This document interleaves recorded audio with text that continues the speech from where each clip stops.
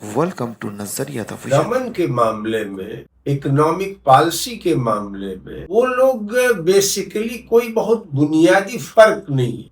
बड़े पैमाने पर सीपीएम के कार्यकर्ताओं का, कांग्रेस के लोगों का, बड़े पैमाने पर जो ह्यूमन राइट्स एक्टिविस्ट थे उनका, उसी तरह से दमन ममता जी ने किया जैसे अन्य लोग करते हैं। मीडिया ने तो एक परसेप्शन बनाया है और इसकी बहुत दिन से तैयारी हो रही थी। अगर आप मेन स्ट्रीम मीडिया को देखिए, मीडिया तो कारपोरेट घरानों आम आदमी नहीं चाहता है कि हमारा जो लोकतांत्रिक ढांचा है इसका विनाश करके हम एक कोई अथॉरिटेरियन अधिनायकवादी राज ले आए। आने वाले दिनों में महंगाई बढ़ेगी, बेकारी बढ़ेगी, पर्यावरण का संकट पैदा होगा।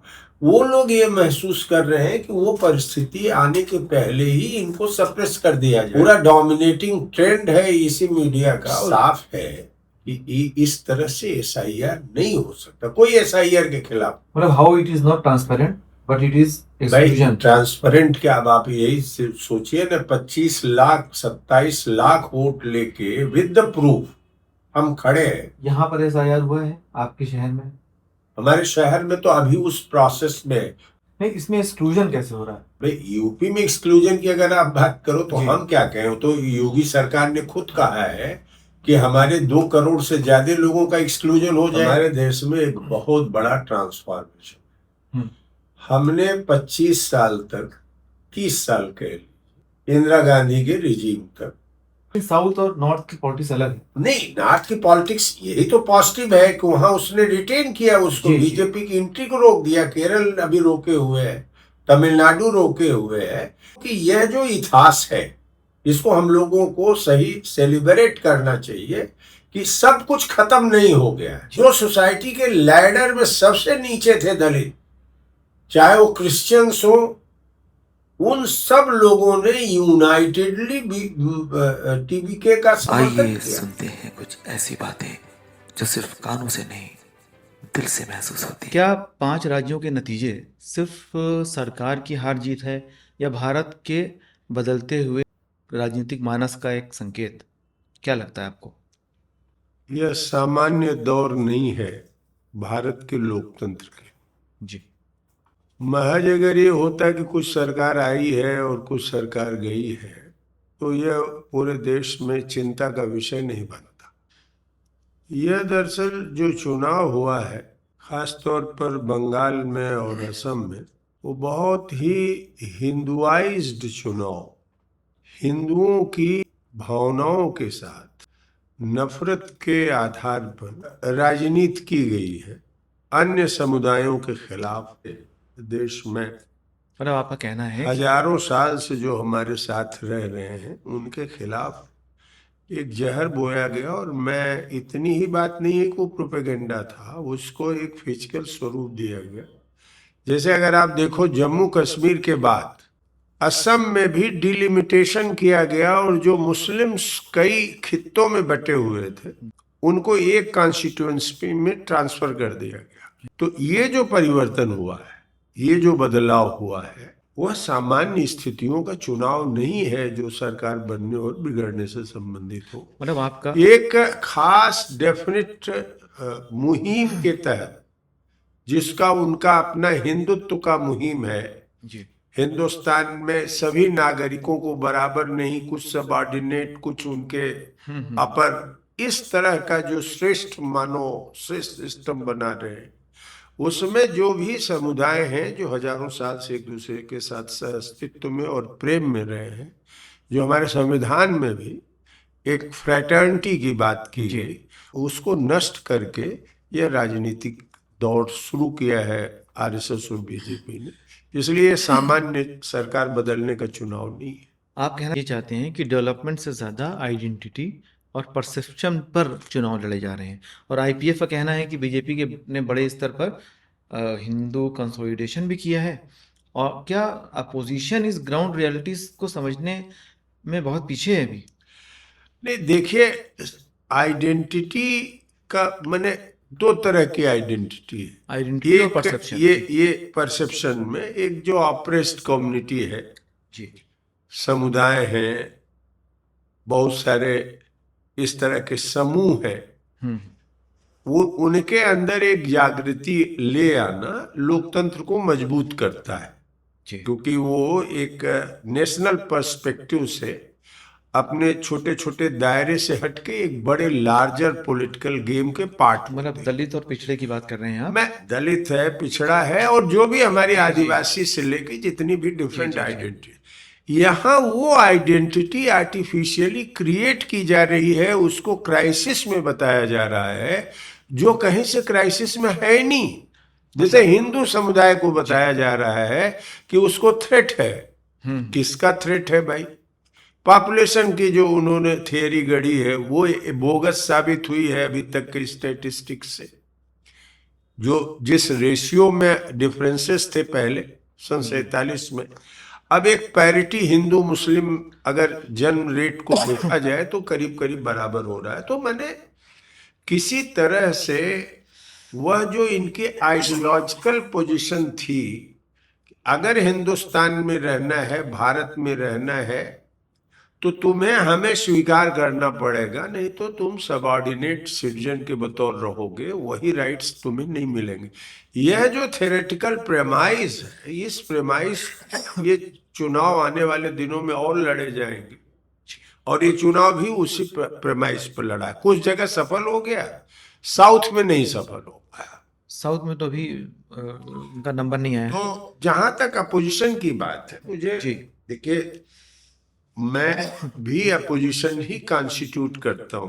All India People's Front grass root level पर एम्प्लॉयमेंट, सोशल राइट्स कैंपेन के थ्रू, नेचुरल रिसोर्सेस की लूट के खिलाफ, पर्यावरण के लिए, इकोलॉजी के लिए, शिक्षा, स्वास्थ्य, रोजगार, ओल्ड एज पेंशन, और आपके भूमिहीनों के लिए बसने भर की जमीन, इन मुद्दों पर जो ग्रास रूट लेवल पर काम है, वहां हम अपोजिशन का काम कर रहे हैं। जो आरएसएस के लोग बिल्डअप कर रहे हैं, शाखाएं लगाते हैं गांव से लेके आदिवासियों, बनवासियों, तो उनकी जो पूरी पॉलिटिक्स है और उनका जो कल्चरल नेशनलिज्म है, वो नेशन के खिलाफ कैसे है, इन प्रश्नों पर हम लोग बातचीत कर रहे हैं। ठीक है ना? तो मेरा जो अभी कहना है कि अपोजिशन बेसिकली अभी भी, अगर अपोजिशन को देखिए तो कुछ दलों को अगर छोड़ दिया जाए तो आमतौर पर यह चुनाव का सरकारी खेल के रूप में ही ले रहे हैं, उस गंभीरता से इसको नहीं ले रहे हैं। रीजनल पार्टीज अब मोदी मॉडल की राजनीति अपनाकर अपनी आइडेंटिटी खो रहे हैं, ऐसा लग रहा है आपको? देखिए, ये रीजनल पार्टी खत्म हो रही है। मॉडल से मतलब ये है जो गवर्नेंस का उनका काम है, दमन के मामले में, जी। इकोनॉमिक पॉलिसी के मामले में, वो लोग बेसिकली कोई बहुत बुनियादी फर्क नहीं है। जैसे ममता हारी हैं तो उसमें एसआईआर का बहुत बड़ा रोल है, उसमें मैनिपुलेशन हुआ है, 2,40,000 वहां फोर्स उतार के लड़ा गया है।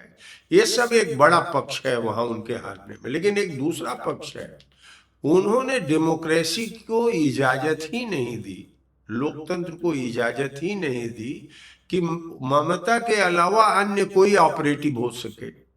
बड़े पैमाने पर सीपीएम के कार्यकर्ताओं का, कांग्रेस के लोगों का, बड़े पैमाने पर जो ह्यूमन राइट्स एक्टिविस्ट थे उनका, उसी तरह से दमन ममता जी ने किया जैसे अन्य लोग करते हैं। तो ये मॉडल सेम है, मतलब मॉडल उनका सेम है, और ये बेसिकली इस मामले में मॉडल सेम है। मैं इनको ये नहीं कहता कि आइडियोलॉजिकली ये हिंदू राष्ट्र के लोग हैं, आइडियोलॉजिकली ये डिफर करते हैं, लेकिन इनकी जो प्रशासनिक व्यवहार है जी, वह दमन का जो मोदी की ही तरह है। मीडिया नैरेटिव ये चुनाव परिणामों पर जो प्रभावित कर रहा है, उस पर क्या कहना है आपका?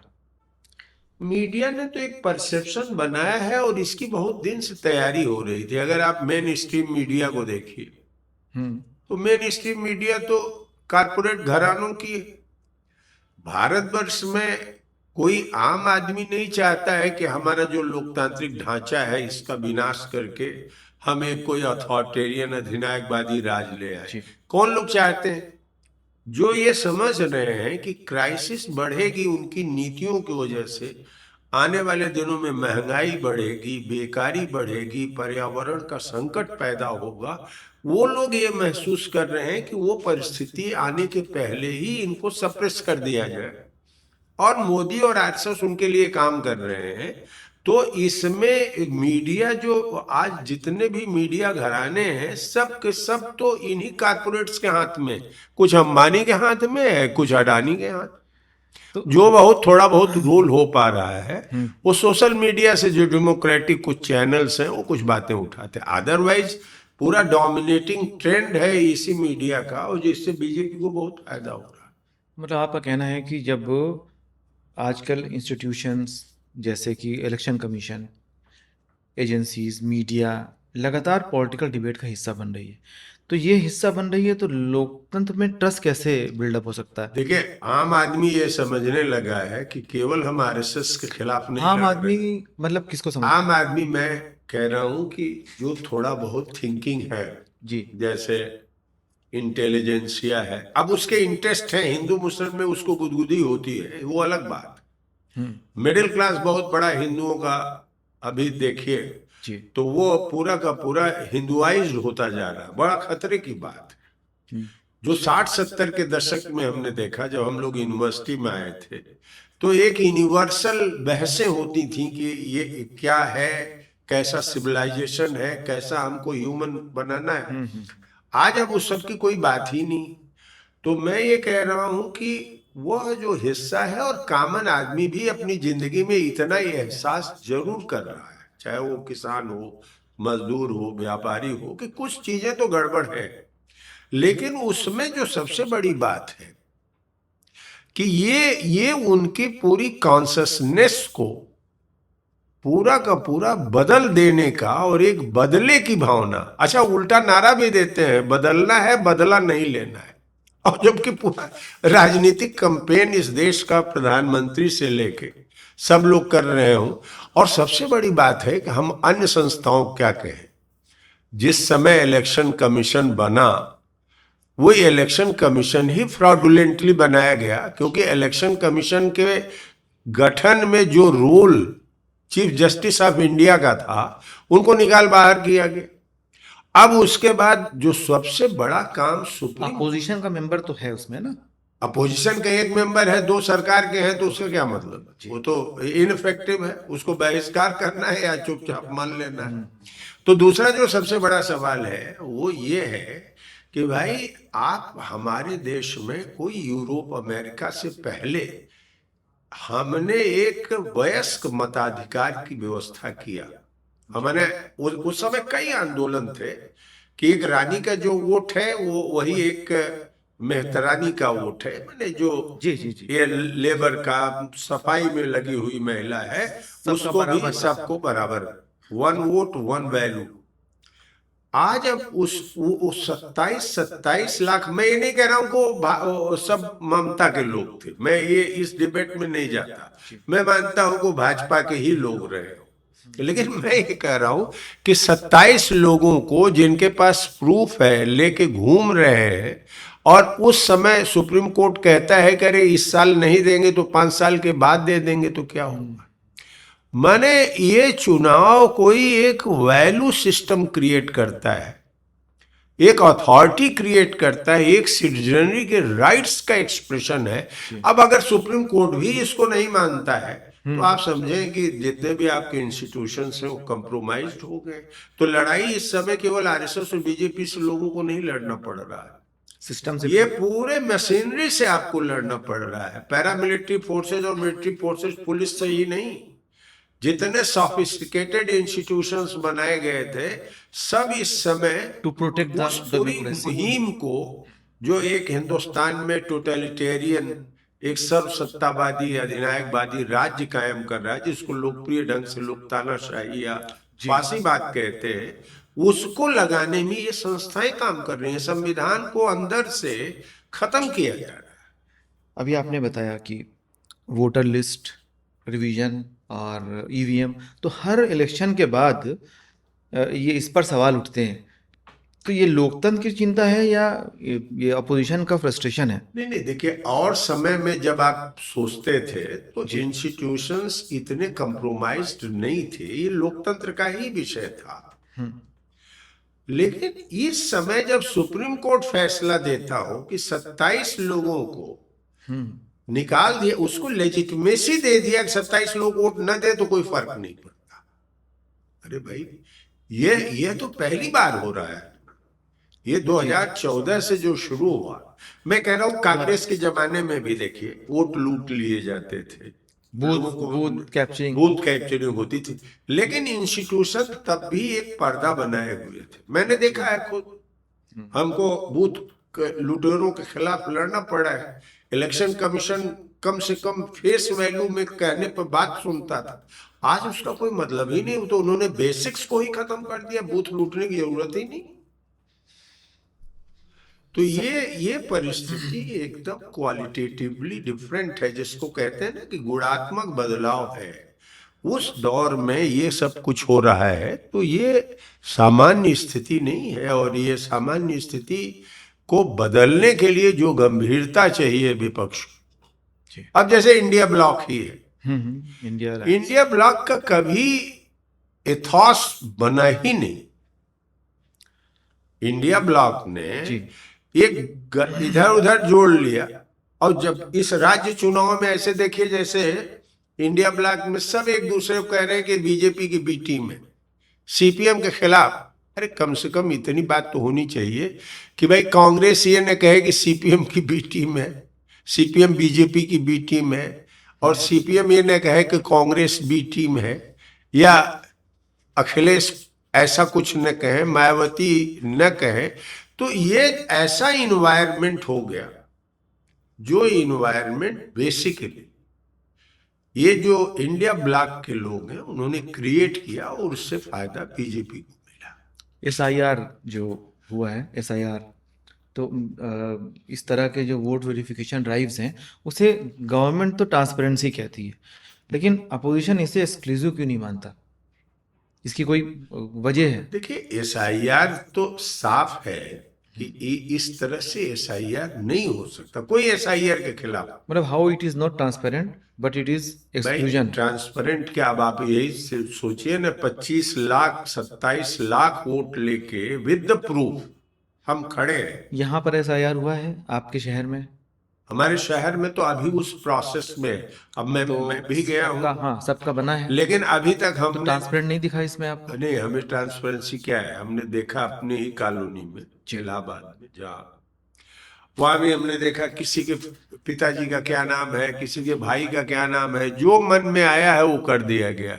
उसके बाद जो करेक्शन करके लोगों ने देखा, जैसे मेरे ही पिताजी का नाम गलत लिखा हुआ। नहीं, इसमें एक्सक्लूजन कैसे हो रहा है? नहीं, एक्सक्लूजन तो अभी वो यूपी में एक्सक्लूजन की अगर आप बात करो तो हम क्या कहें, तो योगी सरकार ने खुद कहा है कि हमारे 2 करोड़ से ज्यादा लोगों का एक्सक्लूजन हो जाएगा। वो तो योगी सरकार ने कहा, हमें कहने क्या। तो मतलब क्या आने वाले वक्त में जो इलेक्शन है वो आइडियोलॉजी का नहीं बल्कि डेटा, डॉक्यूमेंटेशन और परसेप्शन मैनेजमेंट का ही काम हो जाएगा? देखो, वो तो बेसिकली हम आपको बता रहे हैं। अगर ये काम हो जाएगा तो बाकी लोग तो ये काम क्यों नहीं कर रहे? मैं आपको ये कह रहा हूँ, हमारे देश में एक बहुत बड़ा ट्रांसफॉर्मेशन है। हमने 25 साल तक, 30 साल कह लीजिए, इंदिरा गांधी के रिजीम तक हमने ये देखा कि हम जो हमारी रियल इकोनॉमी थी, खेती बाड़ी थी, बुनकरी थी, कारीगरों का काम था, या छोटे मोटे उद्योग समूह थे, वो हमारी इकोनॉमी के बैकबोन हुआ करते थे। 80 के बाद हमने देखा कि पूरी इकोनॉमी डिजिटल हो रही, पूरी इकोनॉमी डिजिटल होती चली, और डेटा पर हमारा कोई नियंत्रण ही नहीं है, क्योंकि हम डेटा अपना कंज्यूम करें और उसका स्टोरेज करें, ये हमारे पास है ही नहीं। ये चला कुछ, देखिए, अगर व्यापार की दृष्टि से देखिए तो हमारा डेटा एक तो चीन के पास चला गया, और जो बचा हुआ डेटा है सब अमेरिका के पास। हमारे पास अपने डेटा का कोई स्टोरेज नहीं। तो यह जो इकोनॉमी क्रिएट हो रही है डिजिटल, ये रियल इकोनॉमी को डैमेज कर रही है। और इसका जो सबसे बड़ा बेनिफिशियरी है, नहीं तो क्या आपका कहना है कि डिजिटाइज नहीं होना चाहिए? नहीं मैं कह रहा हूँ डिजिटलाइज्ड होना चाहिए, लेकिन भाई डेटा जैसे हर देश अपना डेटा रख रहा है, संरक्षण कर रहा नहीं, है। यहाँ भी डेटा एनालिसिस होता है, डेटा नहीं हमारे देश में होता है। ना, आप इसको पता कर लो, हमारे देश में डेटा स्टोरेज नहीं है। 95% हमारा डेटा ओके। अमेरिका और चीन को जाता है। मैंने हम एक जो आज के दौर की रियल इकोनॉमी बनी हुई है, डेटा का स्टोरेज और processing, that is not the in hand of our, मैंने वो हमारे संप्रभु राष्ट्र के हाथ में नहीं है। तो अब आप समझ सकते हैं। अब तीसरा जो इसका तो बेनिफिट, आप तो ये मतलब इसको सॉवरेनिटी के ऊपर आपने बना दिया। अरे सॉवरेनिटी है ही। ये अरे आपका कच्चा माल है, अगर भाई जैसे आप जी आप अनाज पैदा करते हैं, लोहा पैदा करते हैं, जो भी पैदा करते हैं, अगर उस पर आपका नियंत्रण न रह जाए, कोई दूसरा नियंत्रण कर ले। नियंत्रण नहीं, ये तो डेटा स्टोरेज की बात आप कर रहे हैं। मैं कह रहा हूं कि डाटा पर कंट्रोल तो अब नहीं रहेगा। नहीं कंट्रोल, भाई हम कह रहे हैं जब हमारे पास स्टोरेज ही नहीं है तो जो प्रोसेसिंग करके हमें देगा हम उसी पर तो डिपेंडेंट होंगे। इसीलिए तो मैं कह रहा हूँ जी उसके लायक आपने कोई टेक्नोलॉजी नहीं बनाई, उसके लायक आपने कोई पूंजी नहीं लगाई, आपके पास डेटा सेंटर्स नहीं है। पूरे देश में बताइए कितने डेटा सेंटर्स है ही नहीं। सेंटर्स तो बेंगलोर में हैं। नहीं बहुत कम, नॉमिनल है। जितना भाई चीन के बाद जो सबसे बड़ा डेटा प्रोडक्शन होता है, अब तो चीन से ज्यादा भी,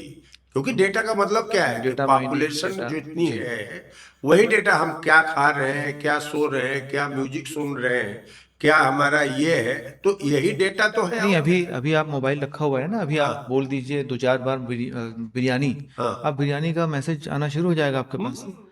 तो वो तो डेटा एनालिसिस करके फौरन दे देती है। डेटा को कंट्रोल करना, ये भाई एक सॉवरेन स्टेट अपने नेचुरल रिसोर्सेज को, देखिए एक बात समझने की जरूरत है जी। अर्थव्यवस्था का जब वास्तविक अर्थनीति की बात थी, रियल इकोनॉमी की बात थी, तो हम अपने नेचुरल जमीन, जंगल, पानी सब बचाते थे। आज स्थिति ये है कि उतना ही रियल इकोनॉमी डेटा हो गया है। मतलब कंट्रोल के बाहर है सब कुछ अब। हमारे कहाँ कंट्रोल में है भाई? कोई भी हमको बीजेपी आरएसएस का, मैं नहीं कह रहा हूँ, कोई थ्योरिटिशियन समझा दे तो मैं ज्ञान उसका ग्रहण कर लूंगा। अच्छा, पॉलिटिक्स पे हम इलेक्शन पे वापस आते हैं। तो इलेक्शन में जो दिखाई पड़ रहा है अब, तो क्या अपोजिशन नैरेटिव की लड़ाई हार चुका है? क्या इंडिया अलायंस की बात अभी आपने की, वो एंटी बीजेपी प्लेटफॉर्म है या उसके पास कोई अपना भी क्लियर अल्टरनेटिव विजन भी है? देखिए क्या लग रहा है? न वो एंटी बीजेपी प्लेटफॉर्म बन पाया है सही मायनों में, और न उसके पास अभी तक कोई एक एग्रीड प्रोग्राम है देश। कोई क्लियर अल्टरनेटिव विजन नहीं है। नहीं, हम कह रहे कुछ है ही नहीं। जब प्रोग्राम नहीं है तो विजन तो बहुत बड़ी बात है। देखिए प्रोग्राम होना चाहिए। मिनिमम प्रोग्राम क्या है इंडिया ब्लॉक को?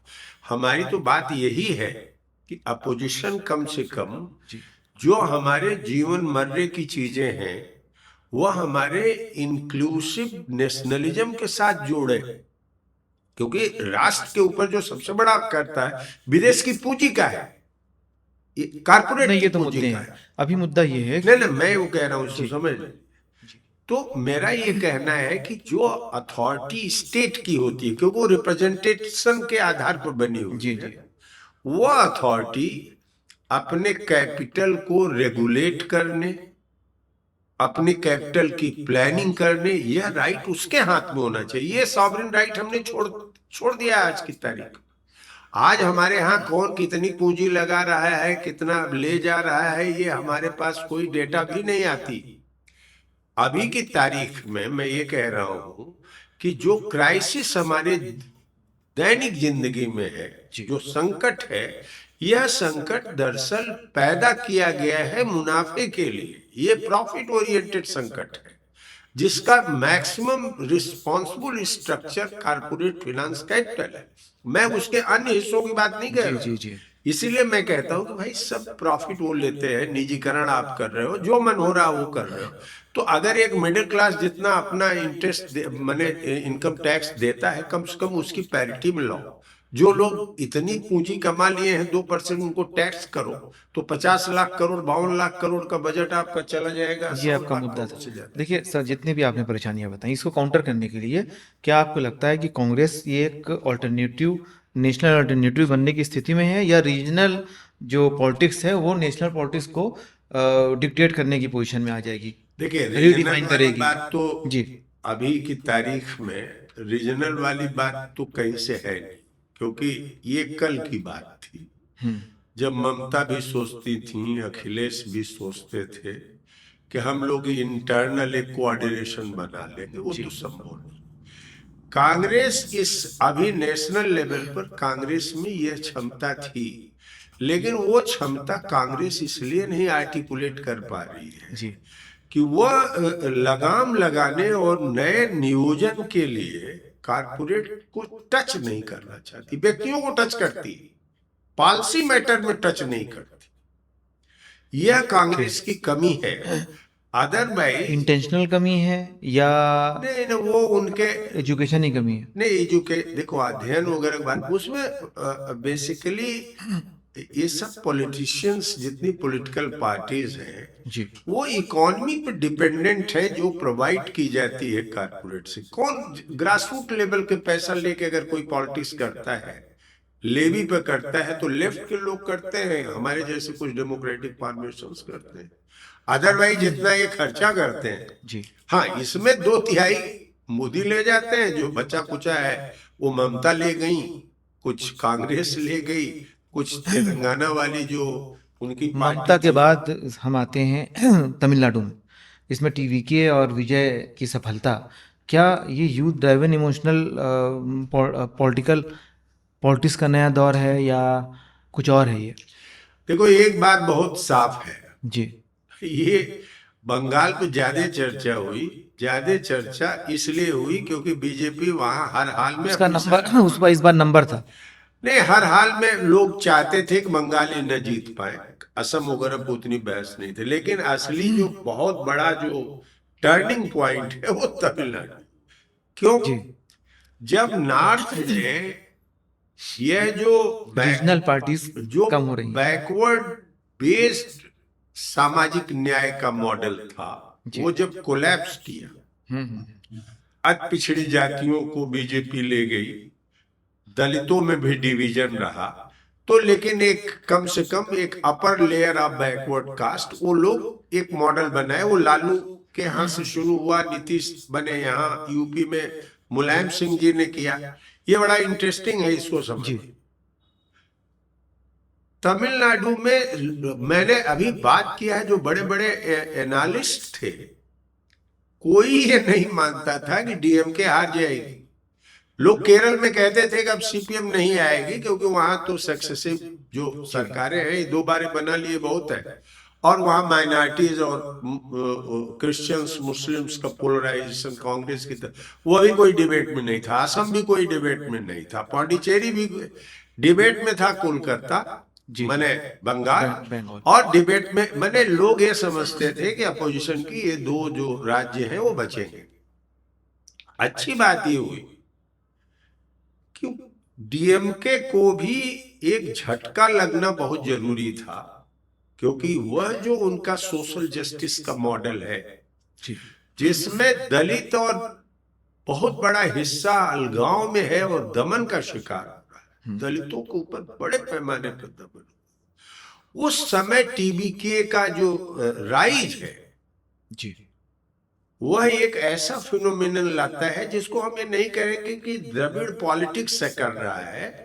द्रविड़ पॉलिटिक्स का मतलब ऐसे ही था जैसे हमारे उत्तर भारत में सामाजिक न्याय की राजनीति बैकवर्ड कास्ट आधारित थी। बीपी सिंह से लेके सब लोग उसी को कंसोलिडेट किए। वहां उसने उस इथॉस को, द्रविडियन इथॉस जिसमें सेकुलरिज्म था, जिसमें एक वहां पर ये मुद्दा नहीं सेकुलरिज्म और कम्युनलिज्म, नहीं अपर लोअर का हो सकता, नहीं ये नहीं मुद्दा। मैं कह रहा हूं कि द्रविडियन इथॉस, स्वभाव जो द्रविडियन का था वो फ्रेटर्निटी का था, ये उसकी लिगेसी रही है द्रविडियन। इसको इसने रिटेन किया है, तभी तो कांग्रेस के साथ अलायंस किया। कांग्रेस की तो बहुत मामूली सी सीट। अरे सीट जो भी हो, हाँ, आइडियोलॉजिकल अलायंस तो किया। नहीं, पॉलिटिकल अलायंस भी जी। किया, सीपीएम सीपीआई के साथ किया, हॉबनॉबिंग करके वो एआईडीएमके का सपोर्ट ले सकता था, बीजेपी का बाइक वो अलग से ले सकता था। तो मैं ये कह रहा हूं कि वही जो एक द्रविडियन इथॉस था, रैशनैलिटी का, डेमोक्रेसी का, सेकुलरिज्म का, वो बचा। वो उसको वो जिया है, और उस आधार पर उसने अपना नया पोलराइजेशन किया, जिसको रोकने के लिए केंद्र सरकार ने अपने गवर्नर को पूरी तौर पर लगा दिया था। तो ये जो बात है, अगर सामाजिक न्याय की जो राजनीति कर रहा है, दो चीजें उसको करनी होगी। पहली चीज ये करनी होगी कि उसको आर्थिक नीतियों के प्रश्न पर जूझना होगा, राज्य और केंद्र के राइट्स के लिए ही नहीं। लेकिन साउथ और नॉर्थ की पॉलिटिक्स अलग है। नहीं, नॉर्थ की पॉलिटिक्स यही तो पॉजिटिव है कि वहां उसने रिटेन किया, उसको जी, जी। बीजेपी की एंट्री को रोक दिया। केरल अभी रोके हुए है, तमिलनाडु रोके हुए है। लेकिन मैं ये कह रहा हूं कि यह जो इतिहास है, इसको हम लोगों को सही सेलिब्रेट करना चाहिए कि सब कुछ खत्म नहीं हो गया है। जी, जी। जो नई पीढ़ी है, चिंगारी है। जो नई पीढ़ी है, जिसको विजय ने, टीबीके ने जनरेट किया, वो केवल शहर तक नहीं रहा, हाँ, वो बिल्कुल गांव तक गया है। ओवरऑल रहा है। और जो सोसाइटी के लैडर में सबसे नीचे थे दलित, चाहे वो क्रिश्चियंस हो, उन सब लोगों ने यूनाइटेडली टीबीके का समर्थन किया। जी। तो मैं कह रहा हूं कि ये लेसन है। लेकिन ये ट्रेडिशनल पार्टी से डिस्कनेक्ट भी हुए हैं भाई, लोग। ट्रेडिशनल पार्टी के पास कोई एजेंडा ही नहीं रह गया। हम्म। अब जैसे मान लीजिए, देखिए, जैसे आम आदमी पार्टी का हुआ था। तो ये लेकिन यही मैं कह रहा हूं, आम आदमी पार्टी से इस मामले में डिफरेंट है। आने वाले दिनों में कैसे होगा ये ऐसा, ये अपने जो रियल कॉन्स्टिट्यूशनल वैल्यूज है, पार्टियां हैं, सबको ये खारिज नहीं कर रहा। तो ये एक नया फिनोमिनन है। अब देखना है कि ये साउथ की पॉलिटिक्स को या नेशनल पॉलिटिक्स को, यूथ को गल्वनाइज करने में, या वीकर सेक्शन ऑफ सोसाइटी को गल्वनाइज करने में कोई पॉलिसी तय कर पाता है कि नहीं कर पाता है। तो हम लोग एक तरह से वन पार्टी डोमिनेशन की तरफ बढ़ गए हैं। इसको रोकने का, या ये ठीक है, या इसको रोकने का कोई प्रयास कहीं से हो रहा है? देखिए, मैं ये कह रहा हूं कि वन पार्टी की तरफ बढ़ नहीं गए हैं। उनका पूरा का पूरा जो पंजा है, जी, वो जो तलवार लटक रही है हमारे ऊपर, कमल है। वो एकदम आरएसएस और भाजपा ने कर दिया है। जी। अब सवाल ये है कि ये अभी पूरी तौर पर जीत नहीं पाए हैं। अभी भी देखिए, अभी भी हमको आम लोगों के ऊपर विश्वास करना चाहिए। और मैं ये विश्वास करता हूं कि अगर एक हम ऑल्टरनेटिव प्रोग्राम लेके, जी।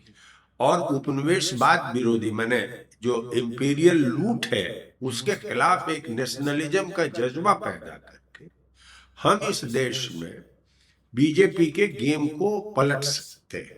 और फिर जो हमारे राष्ट्रीय मूवमेंट में वैल्यूज थे, जी। उसको हम लोग संविधान के थ्रू रीस्टैब्लिश। तो जो मतलब पुरानी पार्टीज हैं, खास तौर से कांग्रेस, तो वो जो आप बातें कर रहे हैं, जो एआईपीएफ अपने स्तर पर यहाँ कर रही है, तो उस तरफ ध्यान क्या उधर नहीं जा रहा उनका? देखिए, या इग्नोर कर रहे हैं, या ट्रेडिशनल जो तरीके थे उसको बदलना नहीं चाहते हैं वो? देखिए, उनके यहाँ कांग्रेस में एक हिस्टोरिक कुछ वीकनेसेस हैं। एक लीडरशिप जो अभी आई है, उसको नया मास से कनेक्ट करने में एक लेवल तक लिबरल के बीच में, उदारपंथियों के बीच में गई है, लेकिन आम जनता तक अभी जो नई लीडरशिप है, राहुल की जो लीडरशिप, जी, जी, जी। अभी वो कनेक्ट नहीं बन पाया है। लेकिन मैं ये समझता हूं कि ये देश की जरूरत होगी, तो एक बड़ा लोकतांत्रिक एजेंडा बनाने में सब लोग विचार करेंगे। तो हो सकता है ट्रेडिशनल पार्टीज उसमें न रहे, जी। लेकिन एक बड़े हिस्से नहीं, का वो तो ठीक है, कॉन्फिडेंस भी बन सकता है, नहीं, और जब तक कांग्रेस भी उस रोल को ले सकती है। लेकिन जब तक जो अपोजिशन है, अपोजिशन आइडियोलॉजिकल और ऑर्गेनाइजेशनल तौर पर ट्रांसफॉर्म नहीं होगी तब तक कैसे हो सकता है काम? भाई मैं ये कह रहा हूं कि इस समय बंगाल के बाद नजर किस पर है? उत्तर प्रदेश में जी है ना। अब उत्तर प्रदेश, पंजाब में छोड़िए, वो छोटा स्टेट है। जी उत्तर प्रदेश है, पंजाब है, संभवतः उत्तराखंड भी है। ये 3 राज्य है। सबसे ज्यादा निगाह इस समय बीजेपी की कहाँ है? बीजेपी 2024 में उत्तर प्रदेश में धक्का खाएगी। जी जी पूरी जो कोशिश हो रही है, पुराना वाला रिटेन पुराना वाला रिटेन करके, तो उनको जो थ्रेट है यहाँ की जनता, मैंने पार्टियों से थ्रेट नहीं है, जो संविधान नष्ट कर देंगे इससे जो थ्रेट बना था, आज भी उसका भूत उनके ऊपर पड़ा हुआ है। लेकिन क्या इसमें जो हमारा अपोजिशन है इसको आर्टिकुलेट कर रहा है? ये आर्टिकुलेट तभी करेगा जब वो रोजगार, सामाजिक अधिकार अभियान जैसे मुहिम को खड़ा करे, उसके साथ हिस्सा करे, क्योंकि यही तो ग्रास रूट लेवल पर जी फोर्सेस का बैलेंस बदलेगा। जो हिंदुआइजेशन हो रहा है उसको बदल करके ये फिर डेमोक्रेटाइजेशन की तरफ मासेस को ले आएंगे, क्योंकि मूलतः हिंदुस्तान की जो अवाम है वह अपने मन और मिजाज में शांति, लोकतंत्र और मित्रता चाहती है, भाईचारा चाहती है, भ्रातृत्व चाहती है। इस वक्त पॉलिटिक्स में सबसे पावरफुल चीज क्या लगती है आपको? लीडरशिप या नेशनलिज्म या वेलफेयर या रिलीजन या मीडिया या फियर? बहुत इंपॉर्टेंट चीज है। नहीं, फियर तो देखो वो एक खास तरह की पॉलिटिकल कैटेगरी है जिसका उपयोग बीजेपी करती है, ये अलग बात है। पावरफुल चीज क्या दिखाई पड़ रही है सब? नहीं, सब में मैं कह रहा हूं कि अभी एक फियर साइकोसिस सिटीजन्स के ऊपर ला दी। फियर साइकोसिस, जी, यह एक डोमिनेटिंग फीचर है। अन्य भी मुद्दे हैं, यह एक डोमिनेटिंग फीचर है। और लोगों को निर्भय होने का यह जो राजनीति है वो जन मुद्दों और राष्ट्रीयता से ही बनेगी, इस पर गौर कर। आखिरी सवाल यह था कि अभी प्रधानमंत्री ने कुछ बयान दिए हैं बड़े पैनिक टाइप के, तो उस पर मैं एक बात आपसे बता रहा हूं, समझ लीजिए, 2 मिनट में आप कर लूंगा। ये कंजम्पशन की या उपभोग करने की का संकट नहीं है कि लोग सोना खरीद रहे हैं, कि लोग डीजल भरवा रहे हैं, या लोग बाहर जा रहे हैं घूमने के लिए। यह एक फॉल्स इमेज देश में क्रिएट हो रही है ताकि मोदी की अगुवाई में चलने वाली जो एनडीए सरकार है वो अपनी जवाबदेही से बच सके। मैं ये कह रहा हूं कि जब ये सब लोग जान रहे थे, आप भी जान रहे थे, मैंने बीजेपी भी जान रही थी कि जब हम अमेरिका में पाल्हा बदल के जा रहे हैं तो हमारा दोस्त कोई नहीं रहेगा। और इस समय अमेरिका ने भी हमारे साथ कोई अच्छा रिश्ता नहीं किया, हमारे ऊपर सबसे ज्यादा टैक्स लगाया। तो आप जब ईरान के ऊपर वो हमला करने वाले थे 2 दिन पर चले गए, तो जो परमानेंट दोस्त है ना वो मैं कह रहा हूं वही परमानेंट दोस्त का मैं बता रहा हूं। ये सप्लाई चेन की क्राइसिस है, ये कंज्यूमशन की क्राइसिस नहीं है। सप्लाई ही नहीं आ रही है आपके यहाँ, क्यों नहीं आ रही भाई? स्टेट हार्मुज पर जो ईरान का नियंत्रण है जी, वह स्टेट हार्मुज पर अपने बहुत सारे फ्रेंडली देशों के यहाँ तक कि श्रीलंका तक पहुंचा जा रहे हैं तेल। आप हमें देश को बताइए, आपकी जो ये विदेश नीति थी, क्या मूर्खता में 200 साल से हम लोगों ने एक, ईरान ने अभी तक इंडिया के खिलाफ कोई बात की नहीं और जाने भी दिया भाई। ईरान क्या नहीं जाने, सप्लाई चेन तो वहीं से रुकी हुई है जी। रूस भी अब वो विश्वास आपके ऊपर नहीं रह गया।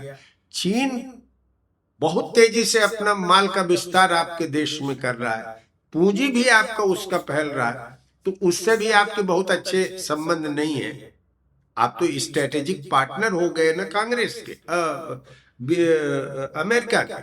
तो मैं ये कह रहा हूं कि ये जो सप्लाई चेन हमारा दुनिया में डिस्टर्ब हुआ है, वही हमारे देश में आने वाले दिनों में भयावह महंगाई और बड़े पैमाने पर बंदी और बड़े पैमाने पर मंदी और बेकारी ले आने जा रही है। देश एक बड़े भारी तूफान के दौर से गुजरने वाला है और इसकी पूरी जिम्मेदारी आरएसएस और बीजेपी की जो केंद्रीय सरकार है, अगर हम उसको न दें तो मुख्य जिम्मेदारी उसकी हमको मानना पड़ेगा और जनता को शिक्षित करना होगा कि आपने ज्यादा खा लिया और ज्यादा उपभोग कर लिया, यह संकट नहीं है। इन्होंने एक गलत नीति ली जिससे हमारा सप्लाई चेन टूट गया है और हमारे पास दुनिया में अब कोई मित्र नहीं रह गया है।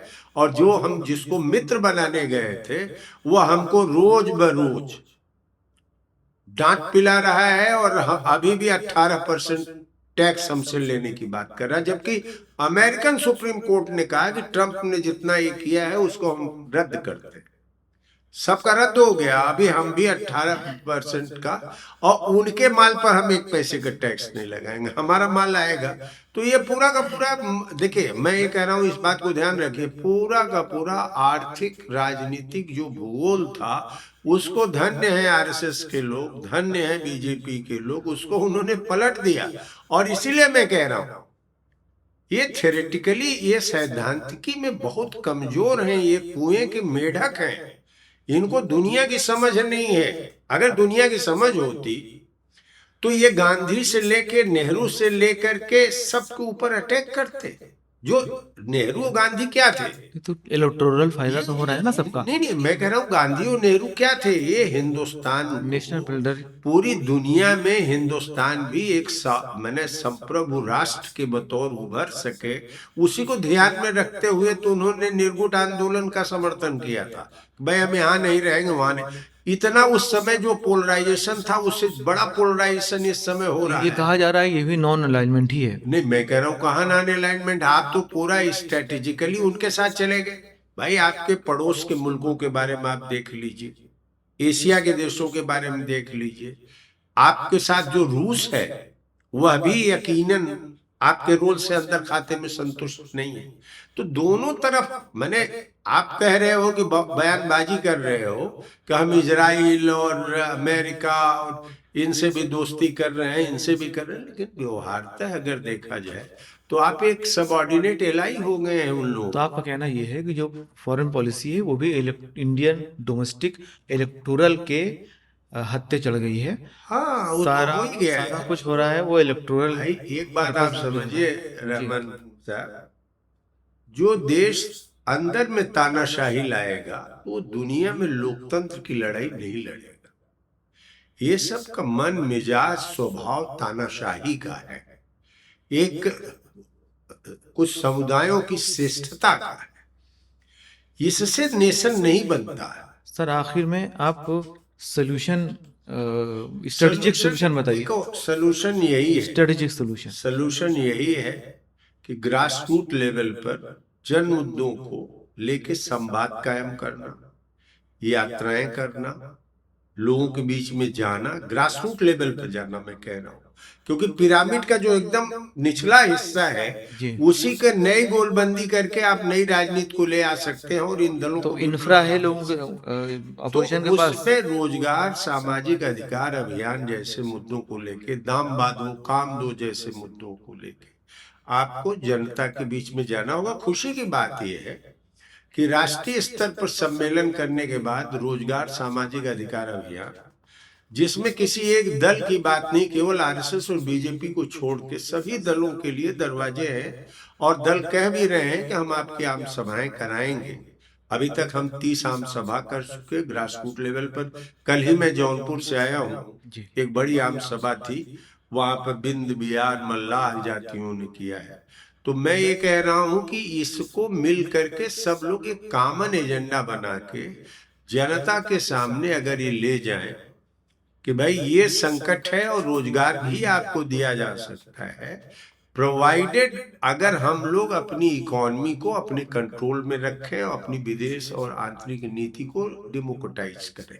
अगर ये हम कर लेंगे तो मैं समझता हूं कि ये जो लड़ाई है बीजेपी की, लंबी तो चलेगी, लेकिन इलेक्टोरल लाइफ में भी हम लोग बीजेपी को शिकस्त दे सकते हैं, यूपी में भी दे सकते हैं।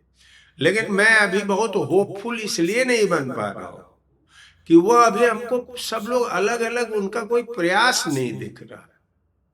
भाई ठीक है, अब जैसे यूपी में लड़ना है तो मैक्सिमम सपा लड़ेगी, मैक्सिमम कांग्रेस लड़ेगी, छोटे दल 10, 15, 20 सीट में सिमट जाएंगे। वो सब लोगों को लेके एक सामूहिक चिंतन करना और एक रास्ता लेना, इसमें क्या दिक्कत है? ये तो अभी से शुरू होना चाहिए। अभी से शुरू होना चाहिए। अब इसमें देखिए दूसरी बात है कि एक उन्मादी वातावरण मत बनाइए जिसमें डिवीजन और डीपेन हो, चाहे वो मुसलमान के खिलाफ हो, चाहे अन्य सामाजिक समूहों के खिलाफ जी हो। जी। उसको डीपेन क्यों कर रहे हो? एक पीसफुल इन्वायरमेंट बनाओ। इसको ये लोग नहीं कर रहे। नैरेटिव जनरेट करने की तो जरूरत खैर है। जो भी हो, मैं होपफुल हूं कि उत्तर प्रदेश में सब लोगों को गुड सेंस प्रिवेल करेगा मिलके। और जो बुनियादी प्रश्न है रोजगार से लेकर के, जिन जातियों को अभी भी सामाजिक अधिकार नहीं मिला है, एससी है, एसटी है, मोस्ट बैकवर्ड है, पसमादा मुसलमान है और आपकी महिलाएं हैं, इनके लिए अगर हम अलग बजट वगैरह की बात करें, वेलफेयर स्कीम्स की बात करें, और अगर पैसे की क्राइसिस आ रही है तो कम से कम उत्तर प्रदेश से जो पैसा बाहर जा रहा है, हमारा जमा हुआ पैसा, सीडी रेशो की बात कर रहे हैं आप। सीडी रेशियो की बात कर रहे हैं, उसको ये अगर सीडी रेशियो को ठीक कर दे, सीधी रेशो तभी ठीक होगा जब यहाँ पर कुछ इंडस्ट्रीज लगेंगी। हाँ तो इंडस्ट्री लगेंगी। आप जो इंफ्रास्ट्रक्चर में भी आप रूरल एरिया को छोड़े हुए, बड़े बड़े एक्सप्रेसवे और हाईवे बना लेने से ये नहीं होने वाला है। तो मैं कह रहा हूँ, और दूसरा ये है कि नेशनल लेवल पर एक कारपोरेट को भी तैयार किया जाए, जैसे दुनिया में तैयार किया जाता है, कि भाई आप अपने मुनाफे का कम से कम 2-4% दीजिए, ताकि हमारा जो 50 लाख करोड़ का बजट है, 55 लाख का या 54 लाख का है, ये 100 लाख करोड़ से ज्यादा हो तो हम इन समूहों को कुछ फायदा दिला सकते हैं। चलिए, बहुत बहुत धन्यवाद आपका समय देने का और ठीक है। लोगों को इनलाइटन करने का। मैं आपके इस चैनल को चाहता हूं कि बड़े पैमाने पर लोग इसको देखें, और उनसे मैं अपील करूंगा कि इसको सर्कुलेट करें, क्योंकि ये न रहमान भाई का अपना निजी मामला है, न अखिलेंद्र का मामला है। ये हमारे देश और समाज की बेहतरी से जुड़ा हुआ मामला है। और अगर ये आप अब हम लोग अगर चूकेंगे, क्योंकि सोशल मीडिया में इतनी गंभीर बातें कहाँ होती है, जैसे आपने एक क्वेश्चनर तय किया, रखा, जो मुझे समझ में आया मैंने उसकी जवाब दिया, लेकिन वो कंटेंट है, उसमें कोई डिमागोगी नहीं है, कोई लफाजी नहीं, ईमानदारी से जो महसूस किया गया है, सोच के आधार पर उसको व्यक्त किया गया है। धन्यवाद आपका। फिर मिलेंगे एक नए मेहमान के साथ, एक नए नजरिए के साथ। तब तक ख्याल रखिए।